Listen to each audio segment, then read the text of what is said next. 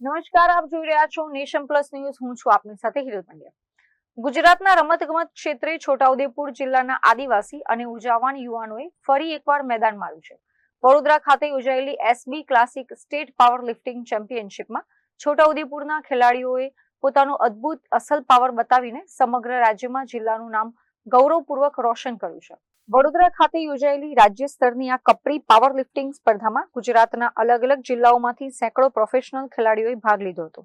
જોકે તમામ અદ્યતન સુવિધાઓ ધરાવતા મેટ્રો સિટીઝના ખેલાડીઓને પછાડીને છોટાઉદેપુરના આ અંતરિયાળ વિસ્તારના યુવાનોએ બાજી મારી લીધી છે.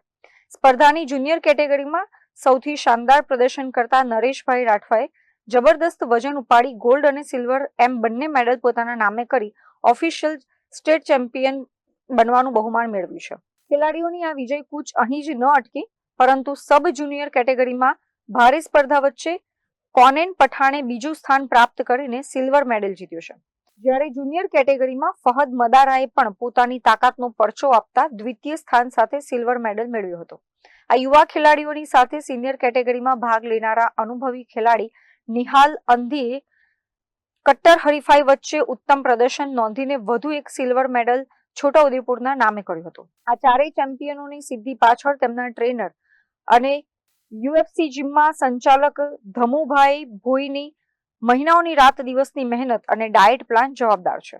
મેં બરોડા ખાતે એસબી ક્લાસિકમાં ગયા હતા. આમાં મારો ફૂલ પાવર લિફ્ટિંગમાં ગોલ્ડ મેડલ આવ્યો છે, બેન્ચ પ્રેસમાં સિલ્વર આવ્યો છે અને ચેમ્પિયન થયો છું. અમે આ માટે કસરત કરીએ છીએ કે પોતે ફિટ રહીએ છીએ અને બીજાઓને પણ ગાઈડન્સ આપીને ફિટ રાખવા માંગીએ છીએ. એમાં સૌથી વધારે માર્ગદર્શન છે અમારા કોચનું, જેનું નામ છે ધમુભાઈ છે. એ અમને ડેલી ટ્રેન કરાવે છે અને જે બી અમને કમી પડી હતી એ કમી અમારી પૂરી કરી છે.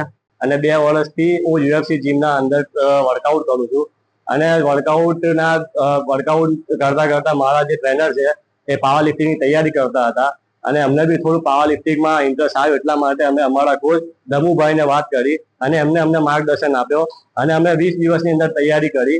જે બરોડા સ્ટેટ લેવલનો પાવર લિફ્ટિંગનું પેલું હતું, ચેમ્પિયનશિપ હતી, એની અંદર અમે સિલ્વર મેડલ હાસિલ કર્યો છે. હું અહીંયા યુએફસી જીમમાં ઓનર તરીકે ફરજ બજાવું છું ને બધાને ટ્રેન કરું છું.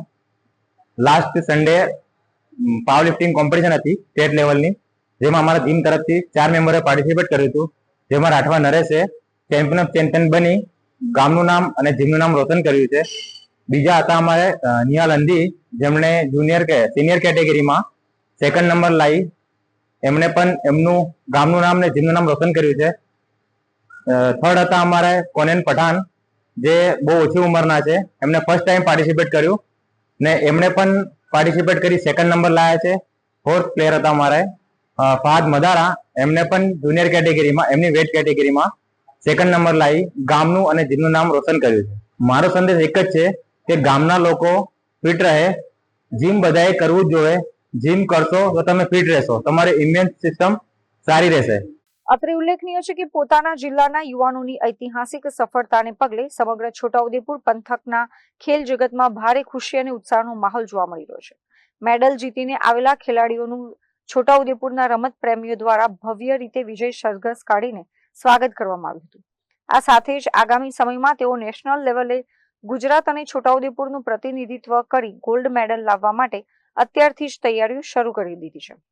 Rehan Patel, nation plus news, Chhota Udepur.